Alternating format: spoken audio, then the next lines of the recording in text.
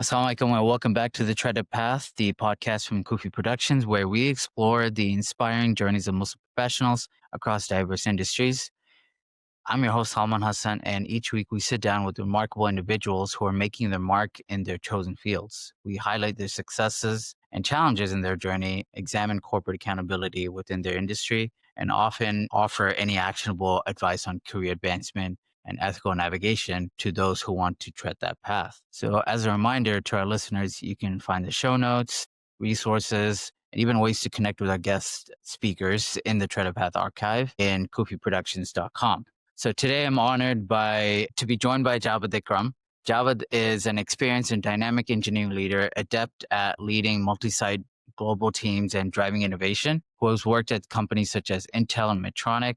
He is also an entrepreneur mastering the Agentic AI space by building AI agents for healthcare businesses and saving them over 100K annually on administrative and other operational expenses. On top of that, he also teaches AI, machine learning, and data visualization at various colleges within Phoenix. So, Javed, assalamu alaikum, and thanks so much for joining us. Walaikum assalam wa rahmatullahi wa barakatuh. Thank you for having me on. It's a pleasure to talk to you today. Pleasure is mine. And honestly, I've been waiting for this conversation to happen. I know we've been talking about this, and so we're finally here. So I'm glad we're doing this right now. But before we dive in, I want to ask you, what is your favorite AI tool to use and why? My favorite AI tool, I think that AI depends on kind of what you build it on. And at the core, I'm a Python developer and I use VS Code. So there's a lot of data wrangling and other stuff that needs to go in before you can get to the AI side of things. You're right. So for me, Python to me is the best AI tool you can have. And then the LLMs and all that stuff builds on that foundation. Nice. I'm sure those who are tuning in or listening, they would agree, to that as well. So, okay, so let's start diving into a story. Can you give us a brief overview of what you're doing right now in your current role as an AI agentic expert, if you will? Yeah, thank you. Thanks for this opportunity. So actually to be able to talk about that, I have to step back a little bit. So I've been working a lot on software and hardware development since I was a young kid in Pakistan. My dad had an Apple Mac back in the late 80s that he used in his virology lab. And then in 1994, I got my first computer and I coded my first program in BASIC in 1994. And I've just been obsessed with it the whole time. And for me, the whole thing has been about helping people from day one. So my dad, when I was a little kid, was in a motorcycle accident and he had brain damage, nerve damage, and all sorts of other issues. And at that time, as a 9-year-old, my dream was to build him an exoskeleton so that his right hand could function. So as I grew up, I was just a geek who was interested not in gadgets, but in what gadgets can do for people. Yeah. So I ended up going to top engineering school in Pakistan called NUST, and there I studied mechatronics, which is robotics basically. And that's at the intersection of hardware and software. And while I was doing that, I had all these mentors and idols that I looked up to, like Andy Grove, basically the founder of Silicon Valley. And then when I came to the US on a scholarship for my work in optics, I got to work on an Intel project. So I was in North Carolina and I was working on an Intel project to come up with a measurement tool, which included both hardware and software. And that's how I ended up in Arizona at Intel in 2008. And I've been here ever since. And it's an awesome company. But at some point I wanted to go back and help people. And I said, okay, I want to really be able to help people. So I joined another great company, Medtronic, and I had a great time over there. I got exposed to quality, HIPAA compliance, and FDA regulations. We made these cardiac monitors that are inserted into patients. And I co hosted something called Patient Stay, which is basically you have patients come in and say, I'm here because of all the engineering work that you guys have done. So I really enjoyed that. Nice. But I wanted to expand my scope even more and I wanted to make my vision come to life. And my vision all the way back as a kid growing up in Pakistan had been to use technology to help people. And my time at Intel, I learned how to create all these dashboards, data analytics, databases. and really mastered operations, because we manage $100 million budgets over there. And then at Medtronic, got exposure to the medical side of things, and I realized how broken healthcare can be. And as I started working with different practice owners, I realized that technology can definitely help build a patient centric experience. So that's why I started my company, and I am done with corporate. I learned so much, and I'm very happy for that experience. But now I'm building the next generation of ethical AI for healthcare clients. And at the center of everything is the patient. So the patient centric model that I learned from Medtronic, that's going to be front and center. It ties into how I grew up. And I think tech has a huge role to play in making human life better into the future. Love a great introduction and great start to uh, explaining what you do and why you're doing it. And to be honest, I don't think most kids nowadays could say, "Oh, my dream is to build an exoskeleton, model for their dad." I know from myself, me growing up, I didn't have that dream. Mine was a little bit more basic, where it's I want to be, an athlete, or not saying that being athletes basic at all, but it's not typical to hear a lot of many kids to say that building Well, I also wanted to be a professional cricketer. It didn't work out for me. the next you could have been the next Shahid Afridi, who knows? No, I'm not as skilled. But speaking of skills, right? Let's talk about your educational journey, right? Because I'm sure that that's a very interesting path that you took, right? So you did mention that yeah, you went to a particular school in Pakistan, right? But could you explain a little bit about like what you studied, what field you chose for undergrad and masters, and why you chose that to help you pave the path that you're on now? Yeah.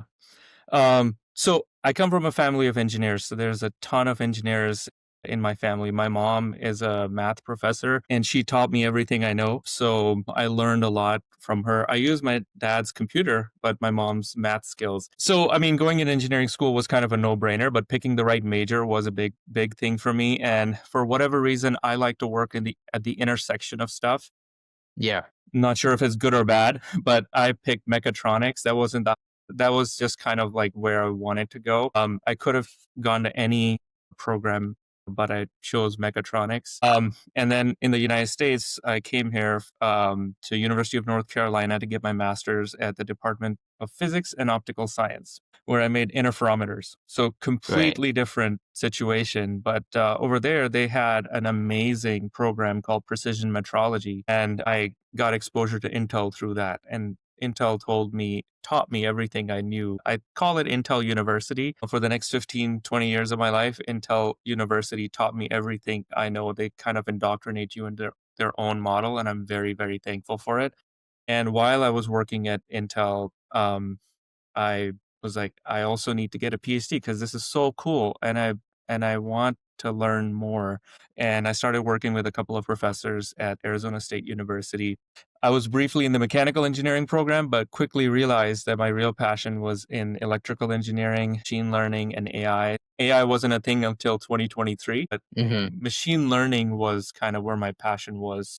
Basically, having defect signals from ultrasonic waves and then kind of finding out a minutia of why they're different from good versus bad. And I came up with a brand new model of time frequency analysis transform. I'm not going to bore you with the details of it, but that's what I got my PhD in. It's an You're right. unsupervised machine learning algorithm. And that gave me exposure to every machine learning technique in Python you can imagine. And right at that time, AI was just starting to come up. So I read some books. There's a book by Jay Alamar about AI. I read it cover to cover in one sitting. And it basically shows you how to build GPT 2.0 from scratch. Nice. So I built that Wow. over a weekend. And then I was hooked. And then I also still have an AI startup for teaching. But the way things worked out, I got really interested into the healthcare part because it was what I was doing in Medtronic Yeah. as well. So Yeah. so yeah, PhD in machine learning from majoring in,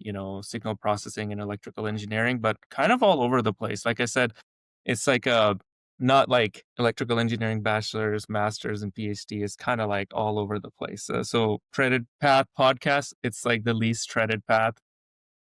It's kind of a zigzag all over the place path. Listen, when you're this smart, you have the ability to tread multiple paths, right? And you can choose like which one you want, explore. And so later on in the discussion, we'll talk about, the implications of AI and machine learning, in our everyday lives and how corporations are abusing it, right? But right now, I want to get into the role of our Islamic faith, our deen, as it pertains to how we choose the decisions that we make for our careers and our professional lives. So were there moments where you felt your deen helped guide you, or, Islam helped guide you in difficult points in your life, or difficult career decisions that you had to make? And if so, what were some of those moments that you had to let your deen and your practice, kind of Islamic practice, help you guide to that? Yeah, absolutely. So there's a verse in the Quran, وَمَا تَوْفِيقِهِ إِلَّا بِاللَّهِ.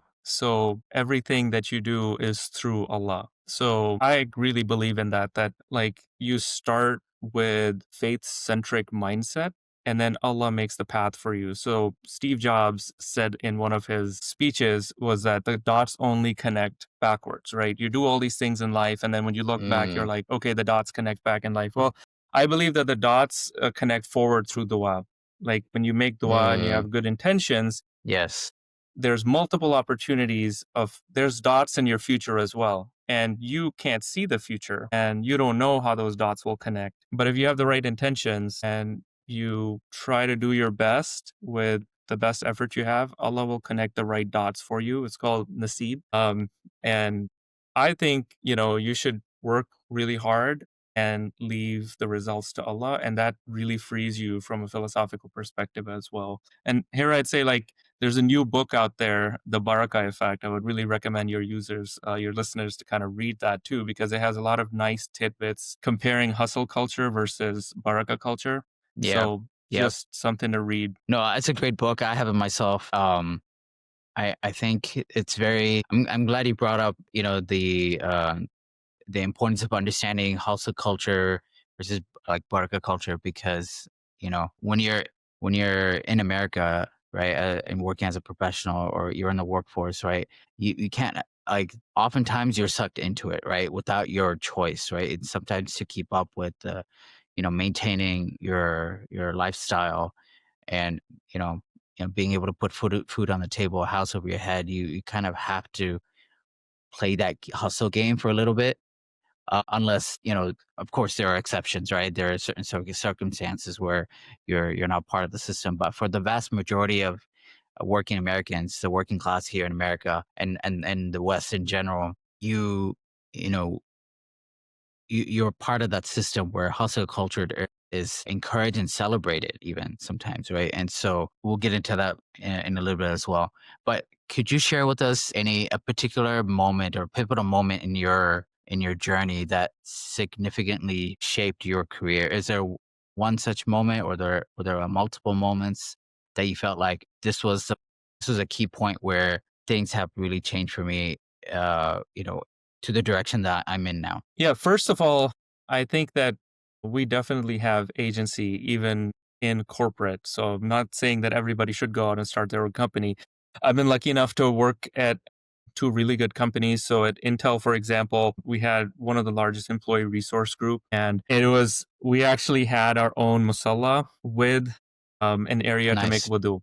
And we Yes. actually got the designs from Malaysia in their sites in Malaysia. And then we lobbied the employee resource group team at Intel, and they gave us a room next to the bathroom. We did our own plumbing, we raised our own money.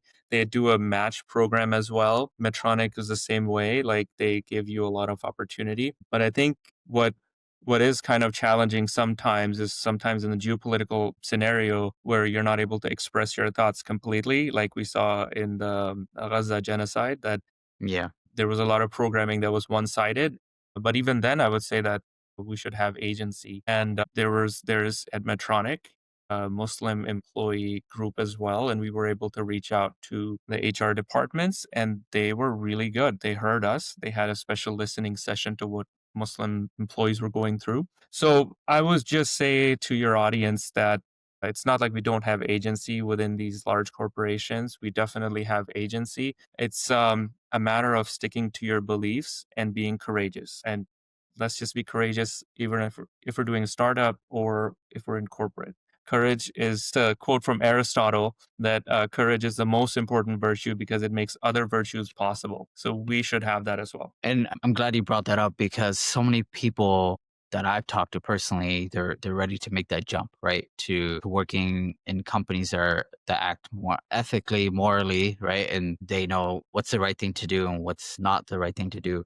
And so when you're talking about having agency and advocating for accountability, what's your advice for someone who's like on the fence, right? Like, you know, what would you say to them that like, they're deciding whether to just, keep on going and, the, they're able to sustain their life nicely, or should they, make the jump and, work towards working in a company or working for themselves oftentimes. What would you say to them? Yeah, what I would say is that there's a really good book, Seven Habits of Effective People, and Stephen Covey talks about this, like begin with the end in mind. And he has a really nice visual. And there's a short YouTube video that I would encourage your listeners to listen to as well.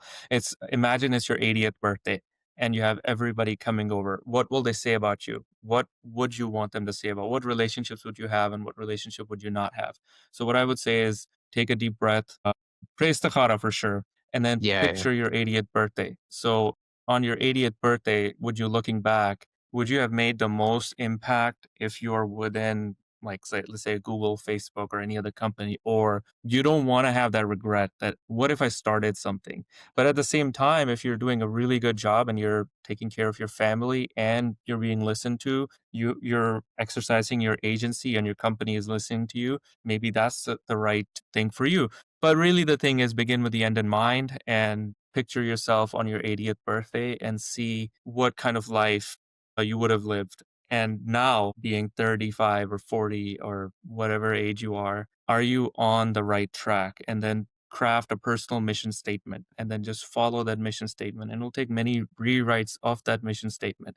But Yeah. when I Yeah. first wrote it about 15, 20 years ago, it's been really consistent with it. So I haven't Nice. deviated a lot from the vision, but you have to be flexible in what you do. So I felt like I was really happy in corporate as well, but I just knew it was time to kind of do it. Yeah. So that's just the only thing I have to say. So now that you're officially exited corporate and you're doing your own thing now, mashallah, and yeah, actually you're doing multiple things. But what would you say is the biggest challenge right now as being your own boss, so to speak, and running your show, right? And running your own business. What's the biggest challenge right now that you're facing? I really enjoy it. So I really enjoy the challenge and I really enjoy being busy and the fact that I have a lot more flexibility. I feel like I'm working a lot more, like 80 to 100 hours a week, but it's my hours, like whatever hours that I pick. So I'm loving the flexibility. Honestly, I don't have anything negative to say about my experience so far. That's good. That's All the good. challenges are also kind of what I wanted. This is not a decision I took lightly. I prepared for it for a year, and maybe if you ask me again in 3 months, I come onto your podcast, and then maybe I'll have a whole list for you. But right now, it's the honeymoon phase. No, that's good. I'm sure a lot of entrepreneurs feel that way, right? Otherwise, they wouldn't be entrepreneurs or running their own company. But I want to dive into now the AI and machine learning implications of what we see today, right? And how do you so as you know, right? Like there are a lot of companies that are complicit in war crimes and violations, human rights violations across the world, and they're able to do that using a lot of these technologies, right? So, you being in the space, what would you say are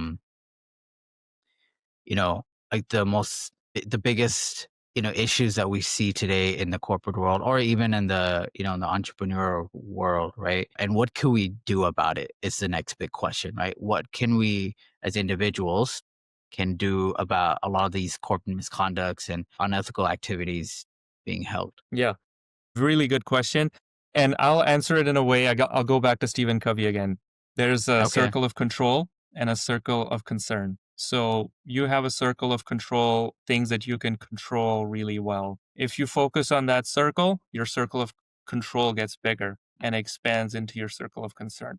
If you focus on your circle of concern, your control gets smaller, right? So the Mm, way I think about it is the reason I chose healthcare and everything is driving towards healthcare. It is the most ethical that I can be, right? I'm literally helping people, right? nice. Yeah. Delivering patient-centric care and helping doctors be more successful so they don't have to worry about charts. They can get out of the charts and work with patients more and optimizing the care delivery system. It's the furthest thing away from war and genocide that you can get to. To me, that is the more that I work on that, the more I grow on that, the more people that I'm able to help, it'll grow my circle of control as well. As for things that are in the circle of concern, definitely a valid point. It's something that we need to keep in mind when we're picking our tech stack, for example. You just have to make the best decision. And I would love to see more Muslim entrepreneurs start their own large language models. I heard a recent podcast with the Launch Good founder, and he talked about a Muslim LLM. And those are great things. And I think Yes. I encourage people to kind of build and grow. There's several people that have come on your podcast and talked about, growing in AI, and they're doing a fantastic job. You're hosting a really nice event later on in the year, and I'm excited to be a part of it. Those are all things how we could grow our circle of control as a community, as individuals. Eventually, network effects will take place and we'll all connect and we will have that choices. Right now, there's not a lot of Yeah. choices in the marketplace, but now we get to define our own marketplace. So I'm really Yeah. excited about that. My next question was going to be, well, I was going to ask you about emerging trends in the industry or just emerging trends in general to give you hope of, a more ethical practice that we want to see today or in the future. But you just said one, right, where more people are now entering the AI and ML space, to do more good, to create more good, right, to create more ethical solutions, whether it's in healthcare, media, law, even. More and more people are, not only waking up, but they're actually doing something about it. They're creating apps and different languages and machine learning languages to replace some of these more common and more widely used, applications and programs. And I guess anyone could say the regret is like it should have started sooner. Better later than never, right? But you're absolutely right. Like, it is wonderful to see a lot of up and coming engineers and other talents to create different solutions for the sake of having a better world to live in for future generations to come. So that, I guess, leads me to the question of like, are there any specific examples of professional or groups that are committed to that kind of positive change? I know you said like you gave me a shout out about the upcoming event that we're hosting for media, for the media spectrum, right? And for those who work in the media space. But how about those who are in the AI and ML space or engineering in general? Are there any such examples you can give us, including yourself? I know you mentioned about yourself, but are there others who are doing the same thing as you are? That's a really thoughtful question. Now, what I would say is that in my mind, we're not there yet. We are individually very successful, Yeah. but we're not coming together as kind of a cohesive unit. I'll give you some example that I've seen.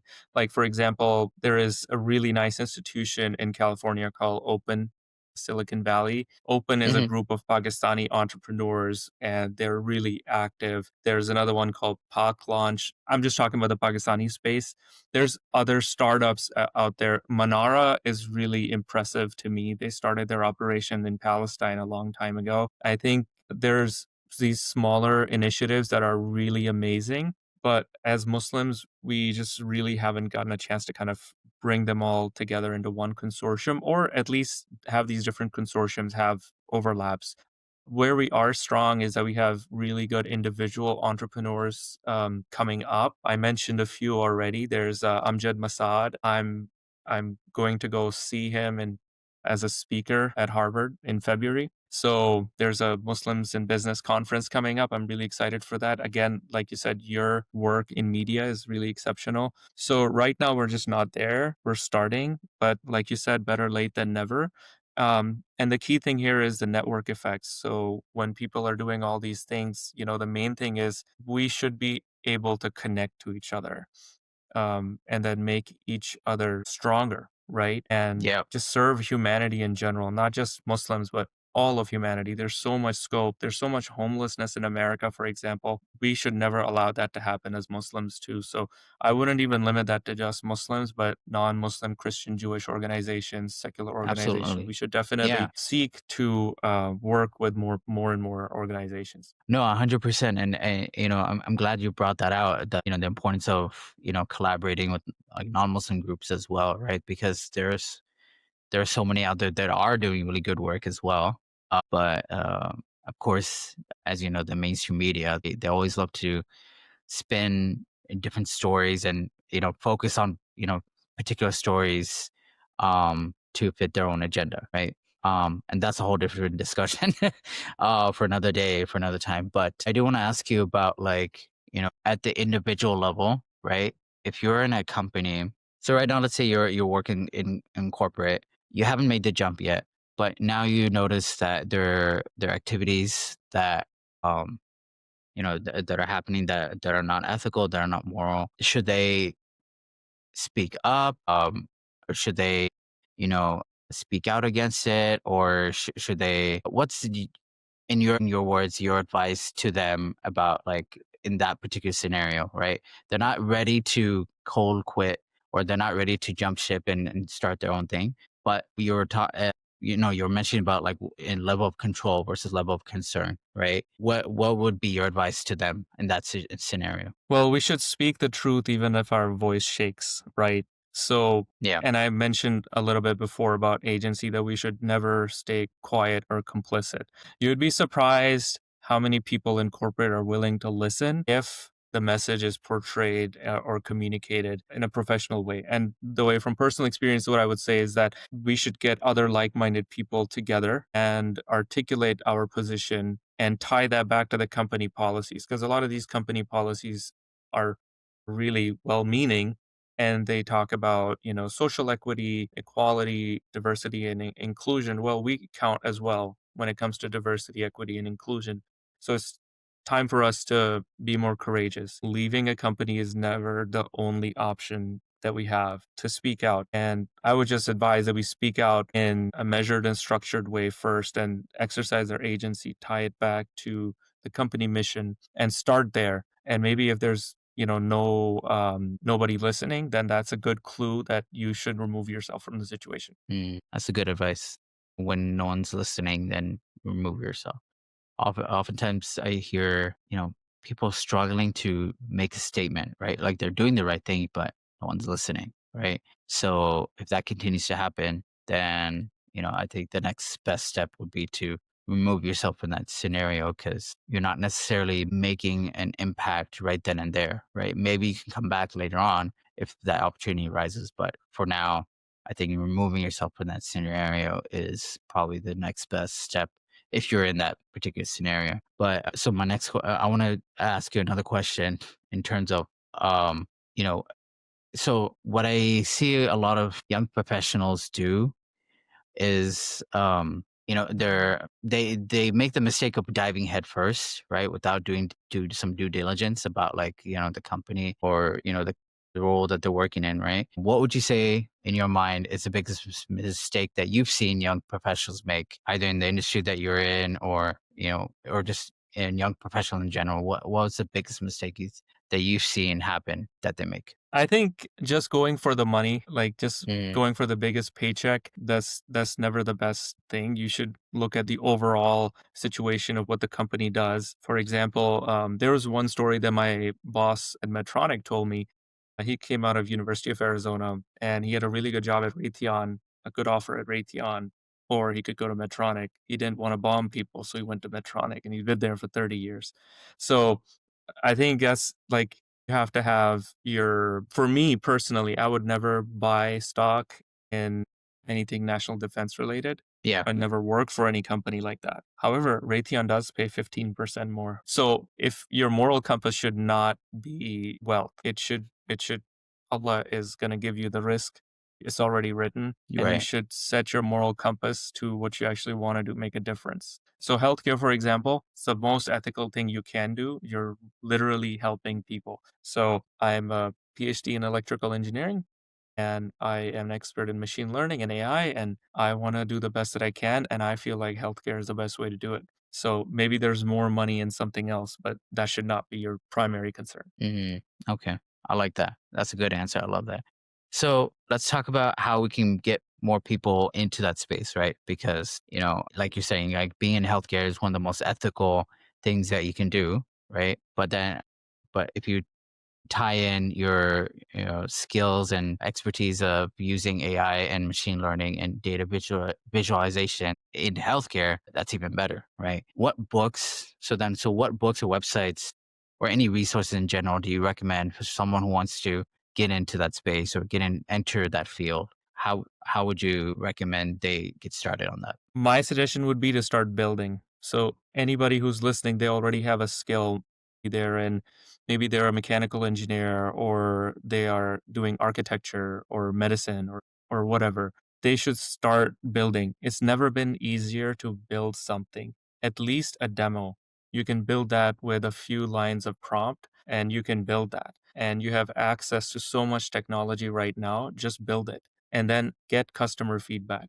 You have to build for what's actually useful in the market. It's good, like a Y Combinator advice is you should could build a MVP that's not that great, and then you can hand it to your customer and they'll tell you why it's not that great. And then you get better by iterating. I saw recently an ad on my Instagram about this guy, Bilal Speaker. He built a speaker Mm. for Adan and it's really cool. So, what my suggestion would be, don't worry about those books or anything else, just start building.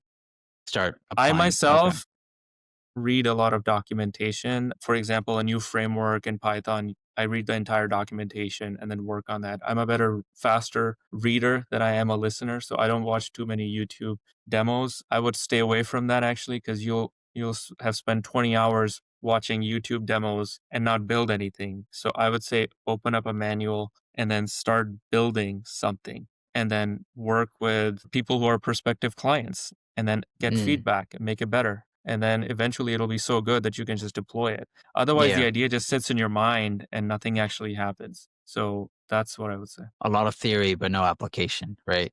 Yeah. And I know you often talk about like continuous learning and you're also in the education field as well, teaching students on building and AI and machine learning. Um, but the key thing or one of the key things about continuous learning is the practicality of it, right? The fact that you have to practice and actually do the work and like you're saying, build versus just listening or reading, right? And not actually putting it into practice, right? Right. And I would say like core fundamental skills are still good. And for example, when you asked me about what's your favorite AI stack or Yeah. technology, I said Python because at the end of the day, you have to be able to say what you're an expert at. And I'm an expert in Python, for example. You might be an expert in CAD if you're a mechanical engineer. You have to be an expert at what you do. And you start from there as a foundation and then build on top of that. So AI is just a new tool. Just like the internet was a new Mm. tool Yeah. 25 years ago, it's a new tool. And we need to all learn how to use it, but at the end of the day, the magic happens when you mix it with what makes you uniquely you, because nobody can compete with you on being you. Yeah. Yeah. Yeah. So I know you mentioned Python being one of your favorites. Are there any other tech stack or platforms that you recommend or that are crucial for, the healthcare industry? Well, I can tell you specific technologies, but more than that, the HIPAA compliance part is the biggest thing. So one of the courses I teach at Mesa Community College is cloud computing. And I think the most important thing is you start with the security first. It's not optional. It's the most important thing, quality and Right. compliance. So you start with your HIPAA compliance first, and then you build the rest of the tech stack after that. Because you can build your tech stack if it's not HIPAA compliant, you can't use it. So Right. yeah, I would say like Absolutely. AWS or Google Cloud, just learn how to use those first and then really focus on, what are the business associate agreements? How do you make sure data is encrypted at rest and in transit? There's actually a really good website, the Health and Human Services website. You can go to it. You can take some courses online. So if you're thinking about healthcare tech, that's where you start. Gotcha. Gotcha. So no, that's great. I like that you brought out the fact that you need to understand the regulations and the security implications of the industry you're in, right? So in healthcare, HIPAA is, one of the big regulations out there. And I'm sure every industry has their version of HIPAA, right? Or like some kind of rules that you need to comply with. And then after that, after you understand that you can decide which tool you want to use to be able to build. Is that right? 100%. Okay.